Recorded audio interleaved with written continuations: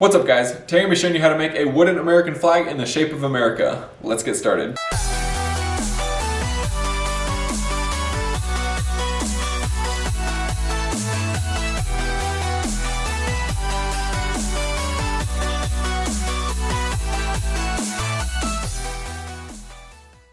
Alright, so first up I got a 6-foot piece of 1x12 and I'm just going to go ahead and cut it in half so that I have two 36-inch pieces.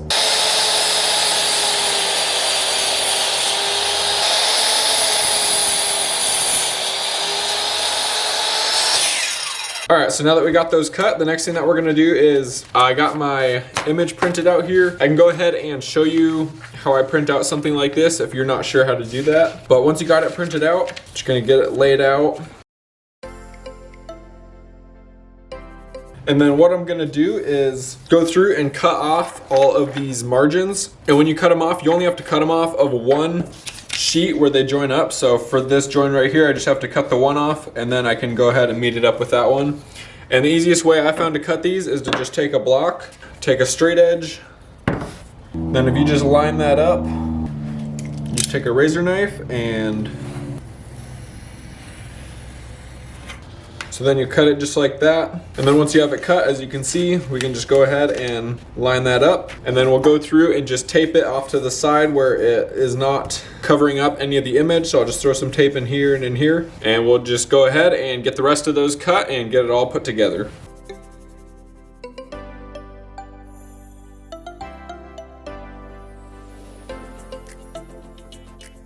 All right, so now that we got this all put together, the next thing that we're gonna do is just gonna set this to the side real quick. Then we're gonna get our two boards in front of us. And then the way that we're gonna do this is this line is gonna separate the union and the top stripes from the bottom stripes. And I didn't cut these down to size just because we're gonna be cutting off of them anyways. So just keep that in mind when you're placing your picture over it to mark it out, is that this will be the line that separates it. So you don't want it to be too high or too low so that your union isn't too high or too low. I'm just gonna do my best to center it on mine. So I'm gonna get my picture over here and then I'm gonna quickly throw some clamps on it just to keep those boards together.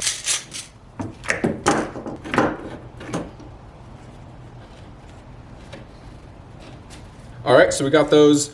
They're snug, but I didn't crank down on them too hard, just to pretty much just got it to where they're touching. And then now I'm gonna get my design into a place that I want it, so you can just kind of line it up with whatever you want to. I think I'm just gonna overhang this top a little bit the same all the way across. That should be roughly centered. So I'm gonna tape it in the two top corners.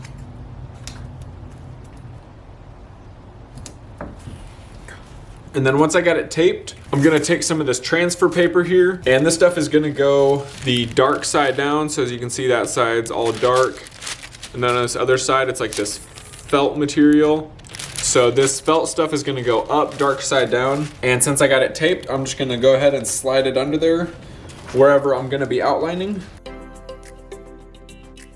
And then for some of these smaller areas, I got some cut pieces just so that I'm not wasting any. And you can actually reuse this stuff as well, so.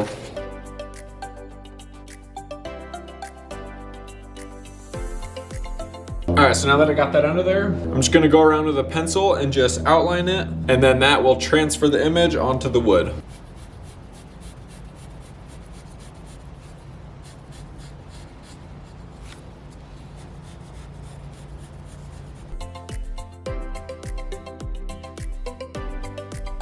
All right, so now we can go ahead and remove this. And under the transfer paper should be a nice outline. And the next thing that we're gonna do is I'm gonna take my jigsaw here. I got a nice little scroll cut blade on there, so that should make it easier for going around all the curves. And we're just gonna go ahead and get this all cut out.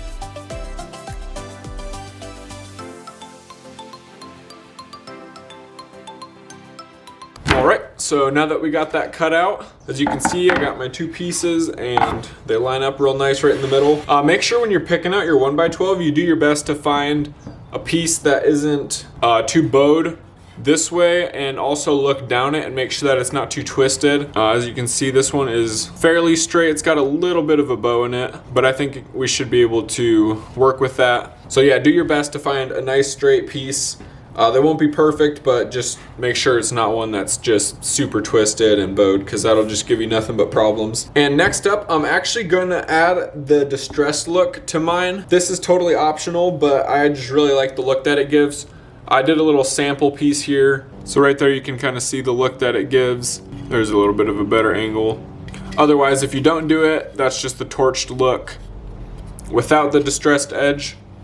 So I'm going to go ahead and add this distressed edge to it, and the way that I do that is just using an angle grinder, and then I have a Graff wood carving bit on the end, and what I'll do is just run it along the edge at an angle, and then I'll just like move it in and out and side to side and just kind of give it a little bit of an uneven edge, and then that will give it the distressed look. So like I said, this is optional, but I like to do it. And I'm just gonna clamp it to the table so that I can have both hands on the grinder. And I haven't had any problems doing this, but I know it could be dangerous using a wood blade on a grinder, so do it at your own risk.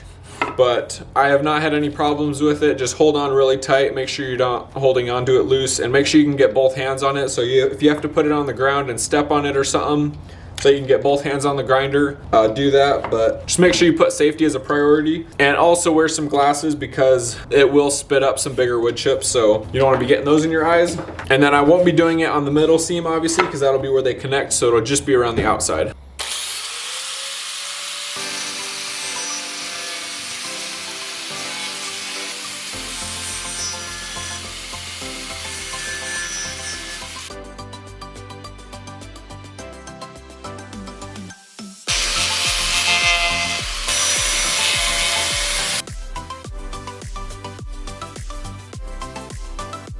All right, so I just got done doing that distressed look. So that is what it turns out like. It was a little bit difficult in this spot. I just kind of had to go use just the tip of it to get some of these, and it's not as consistent as the rest of it, but I think it still looks good. But anyways, now that we got that done, I'm gonna grab my palm sander. I got some 220 grit sandpaper on there, and I'm just gonna cruise over the face, get rid of this lettering, and just get this all nice and sanded up.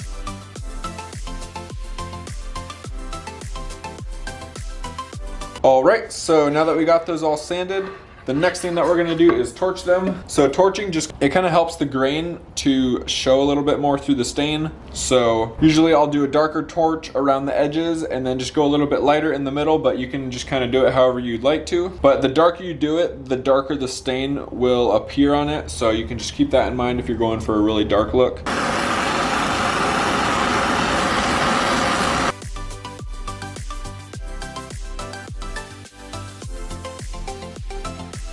So usually I'll just go for something kind of like that. And then for the edges on this one, I'm just gonna torch them as dark as I can get them without messing up the front. And then I'll just leave those the way they are. And then when I stain, I'll just stain on the face, just because it could get really difficult staining inside of all of these different things, trying to tape off inside there and stain straight lines.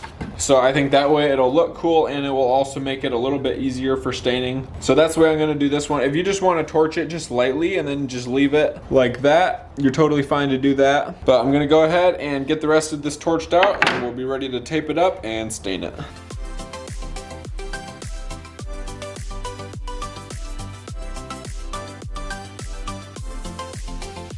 All right, so now that we got that all torched, the next thing we're gonna do is get it ready for the stain. So the way I'm gonna do mine is I got my stencil here, and I'm just gonna figure out a good spot to put this, and then I'll mark it. So I'm gonna do mine to where I'll have 3 rows that are outside, and then I'll have the next ones right on the edge, so they'll be easy enough to put on there without getting too close to the edge. And then I'll just go ahead and mark that. And then for the stripes, I'll just be measuring off of the 2 seams. So on this one, I'll be measuring up, and I'll make marks at 1.5 inches as high up as I can go. And then over here, I'll measure as high up as I can go. And then I'll do the same thing on the bottom. And then just using a straight edge, I'm just gonna make light pencil marks all the way across. And then after I got those pencil marks, I will be using some of this frog tape. This is the 1.88 inch frog tape, and I'm just gonna cut it in half. And then after it's cut in half, I just use the 2 straight sides that I am left over with, and then I'll use both of those to tape off either side of the stripe. And usually I'll do my red stripes first, so I'll tape off the white stripes, and then after I do the red stripes, then I'll do the tape off the red stripes and do the white stripes, and then after that I'll usually do the union. So I'll go ahead and I'll tape it off for the red stripes, so then you can see kind of what I'm talking about, and then we'll go from there.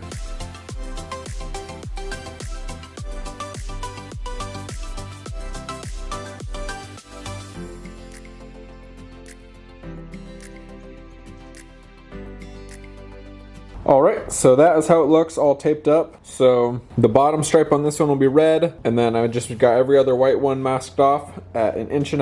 And then one thing I forgot to mention earlier, when you're positioning your design on the wood, just measure down from this middle piece and just make some marks at 9 inches all the way across, and then make sure that your design doesn't go anywhere below that, because there's only 6 stripes below the union, and mine was pretty close to being too low to where I would have had to have a 7th stripe down here, which wouldn't make sense. So just go ahead and before you mark out your design, just make some marks at 9 inches, and then if you make them dark enough, then you should be able to see through your paper, and then you can just make sure that it's a little bit above that, just so that you are not getting too close to where you're gonna have to add another stripe. But now that I got these taped off, I'm just gonna be using a rag to stain. And then for my red, I got some Scarlet Minwax water-based wood stain. This is a clear tint base, so you have it tinted at the store.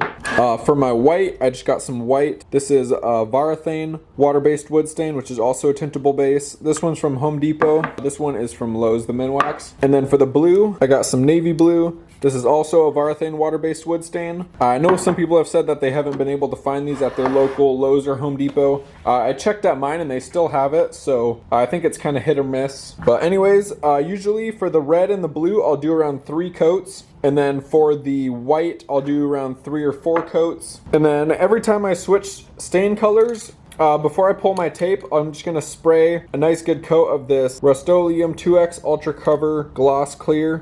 And I think that just helps so that when you tape to the stain that's already been applied, I think it just helps to make sure it doesn't peel up or anything. So after I got this red stained, I'll just cover up this union and just spray a coat of that over it. Then I can pull the tape and then let it dry, and then I'll tape off the red stripes to do my white stripes. So I'm gonna go ahead and get this stained up.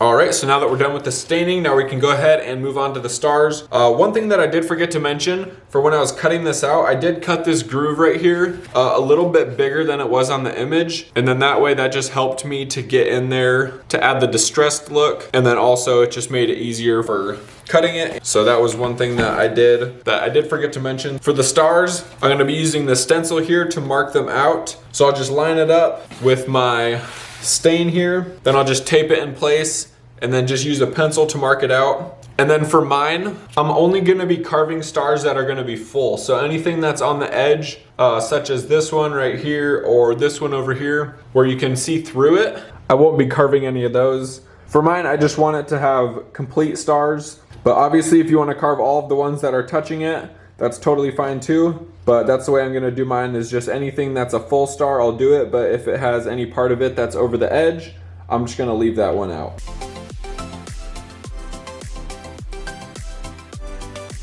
All right, so now that we got those marked, we can go ahead and pull this off.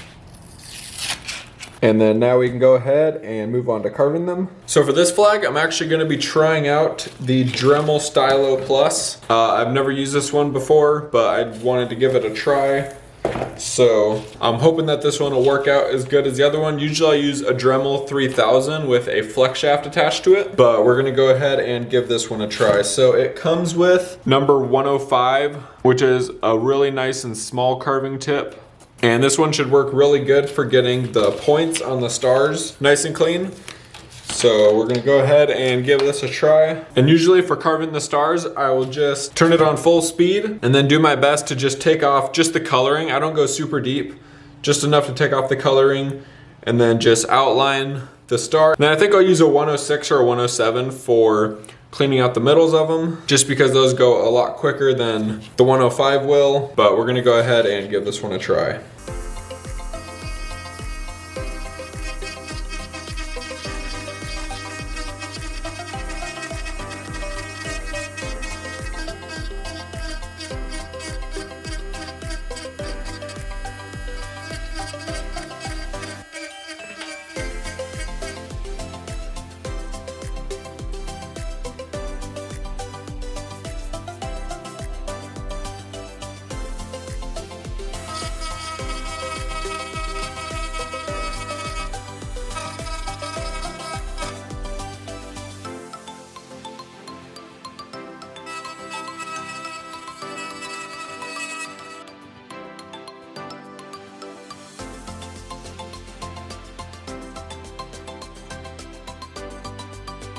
All right, so now that we got this carved out, one more thing that I like to do is just take my white stain, and then I take one of these small paintbrushes, and then I just go through and add a coat of the white stain to each star, and then that just whitens them up a little bit more to help them match the stripes. And what I'll do is just dip it in the stain, get it nice and thick on the end, and then I'll just kind of push it around in there, and I'll try to do it nice and thick.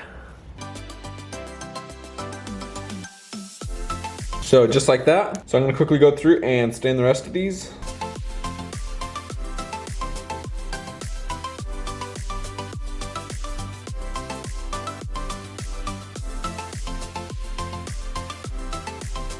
All right, so now that we're done with those stars, now we can go ahead and flip it over onto its face. And as you can see, I just got some blocks under here. I made sure they were nice and clean just so that I don't scuff up the front. And then the way that I'm gonna secure these together is I got a stick of 1x3, and I'm just gonna cut one piece to fit along this side. So it's gonna go up this a little ways, and then it's gonna come down at an angle. And then I'm gonna cut a longer one to fit right in the middle here. Then I'll cut another one that'll probably be a little bit shorter to fit on this right side. So I'll cut this one at 10 inches, this one at 13 inches, and this one over here at 12 inches.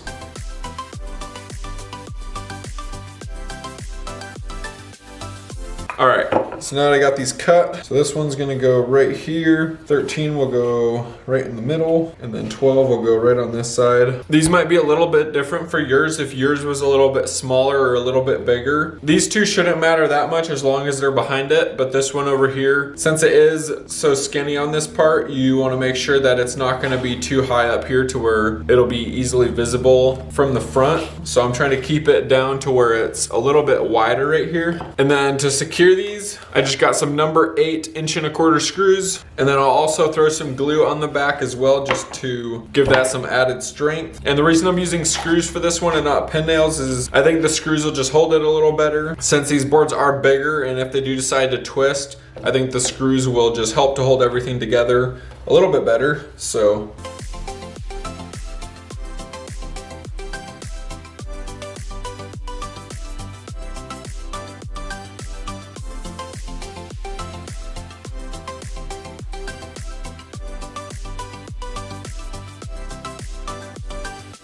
All right, so now that we got those done, I'm gonna flip it over and spray one more coat of sealer over the whole face of it, and then also around the edges. And then this part's optional, but once this glue is dry back here, I'm gonna just grab some black spray paint and spray paint this back black, just so that if you're standing closer to the wall and you're looking at it at an angle, just so that you don't see just white wood back here. So I'm just gonna throw some black spray paint on that. Then all we will have left is the hangers, and then we will be done.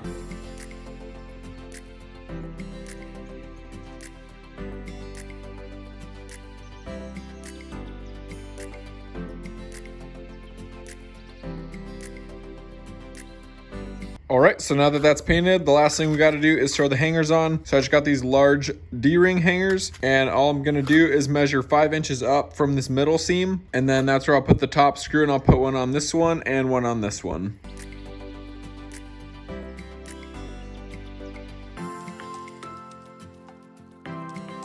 All right, so there it is, all finished up. As you can see, it looks like it kind of just has like a floating effect on the wall, and with that back painted black, it's not super noticeable. There's that side backers just right here, but definitely doesn't catch your eye with it being painted black like that. And I'll go ahead and take some video or pictures of it in the sun, just because it's not the best lighting in here. But all in all, I think it turned out pretty cool. I'll go ahead and link everything that I used in the description. If you enjoyed the video, please like and subscribe. I'd really love to hear any video recommendations that you guys might have. Thank you everyone so much for watching, and please have a great day. Yeah.